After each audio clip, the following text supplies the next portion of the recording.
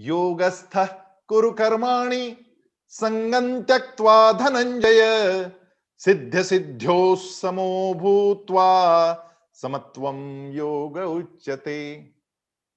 कितना सुंदर श्लोक।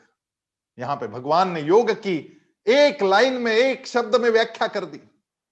पूरे 18 योग समझना कठिन है, 1 से 18 अध्याय ध्यान में रखना उससे भी कठिन है।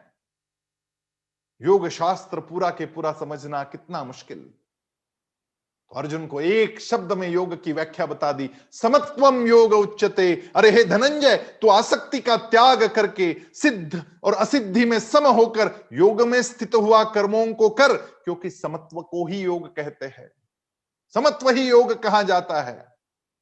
ये जो बैलेंसिंग का एक्ट है ये समत्व। और इसलिए योग शास्त्र में यम नियम के पश्चात जो सीढ़ी है, तीसरी, कहने को तीसरी लेकिन पहली सीढ़ी योगासन की, उसमें आपको सर्वांगासन वृक्षासन सिखाए जाते, उसमें आपको शीर्षासन सिखाया जाता, बैलेंसिंग, शरीर का बैलेंसिंग सिखाया जाता। फिर प्राणायाम, प्राणायाम में आप सांस के साथ में अपने मन तक पहुंचते, मन का बैलेंसिंग सिखाया जाता। फिर उसके पश्चात आपको तीसरी सीढ़ी पर जब जाने को कहा जाता है, जब आसन और प्राणायाम ठीक हो जाए तो प्रत्याहार, हमारे 6 अंगों का संकोच करने को सिखाया जाता है।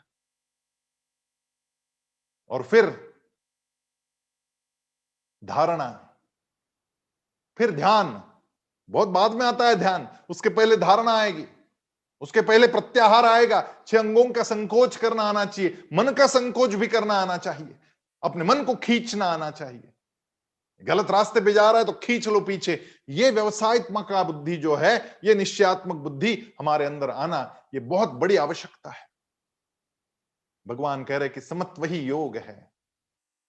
आसनों से उसका आरंभ होता है, प्राणायाम से मन तक पहुंचते, लेकिन हमारी हर कृति में वो समत्व आ जाए, हमारा मन ही समत्व से भर जाए, फिर सुख में और दुख में मैं सम रहता हूं, छोटी छोटी बातों से व्यथित नहीं होता, छोटी छोटी हानि और लाभ मुझे दर्द नहीं देते,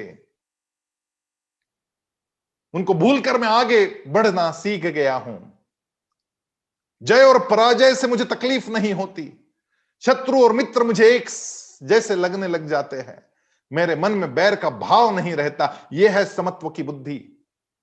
और यह निश्चयात्मक बुद्धि जिसके मन में आ जाए वो योग के मार्ग पर चल गया। समत्वम योग उच्यते, पहली व्याख्या भगवान ने भगवद गीता में योग की यहां पर कही 48वें श्लोक में, समत्वम योग उच्यते। मुझे बैलेंस करना आना चाहिए, जीवन का बैलेंस। हम छोटे बच्चों को क्या इसकी शिक्षा दे रहे हैं? हमने गणित पढ़ाया, हमने गणित में इक्वेशंस इक्वल करने को सिखाया, लेकिन जीवन का इक्विलिब्रियम जो है वो सिखाने से हम चूक गए।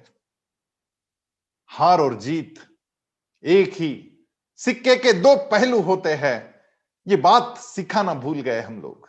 और इसलिए छोटी छोटी बात पर बच्चे मायूस हो जाते हैं।